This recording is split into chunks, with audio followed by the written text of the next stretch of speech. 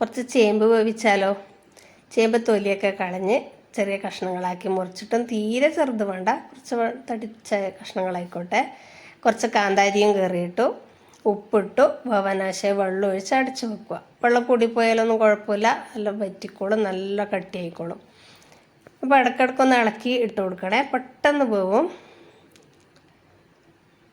ഉപ്പൊക്കെ നോക്കി ചേർത്ത് കൊടുക്കണം, കാരണം ഇതിന് കുറച്ച് ഉപ്പ് വേണം, നല്ല ടേസ്റ്റ് ഉണ്ടാവുമല്ലോ.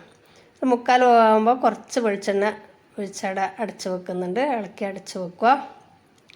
നമ്മളെപ്പോഴും ഇതുപോലെയാണ് ചേമ്പ് വെക്കുക, ഇങ്ങനെ വെച്ചാൽ എല്ലാവർക്കും ഇഷ്ടമാണ്. ചേമ്പ് പുഴുങ്ങുന്ന പരിപാടിയില്ല, ഇതാണ് നമ്മുടെ ചേമ്പ് വെക്കുന്ന രീതി. കഷ്ണങ്ങളൊക്കെ നല്ലപോലെ വെന്തുടഞ്ഞിട്ടുണ്ട്, വെള്ളമൊക്കെ തണുക്കുമ്പോഴത്തേക്ക് നല്ല കട്ടിയായിട്ടുണ്ട്. ആ വെള്ളം കുടിക്കാൻ തന്നെ നല്ല ടേസ്റ്റായിരിക്കും. തേങ്ങ വേണ്ടുന്നവർക്ക് തേങ്ങ ചേർത്ത് കൊടുക്കാം, ഞാൻ തേങ്ങയൊന്നും ചേർക്കാറില്ല. വെന്ത് കഴിഞ്ഞ് കുറച്ചുകൂടി പച്ച വെളിച്ചെണ്ണ ഒഴിച്ച് കൊടുക്കുന്നു. ഒന്ന് അടച്ച് വെക്കുക, ഒന്ന് ചൂടാറുമ്പോഴത്തേക്ക് നല്ല കട്ടിയായി വന്നിട്ടുണ്ടാവും. ഇളക്കിയിട്ട് തട്ടിപ്പുത്തിയോടെ അടച്ച് വെച്ചേക്കുക, തീയൊക്കെ ഓഫ് ചെയ്തേക്കുക.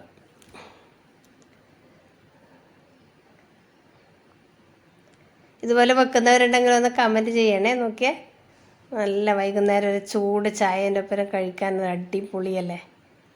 ഇതുപോലെ ചേമ്പ് കഴിക്കാൻ ഇഷ്ടമുള്ളവർ കമൻറ്റ് ചെയ്യണം.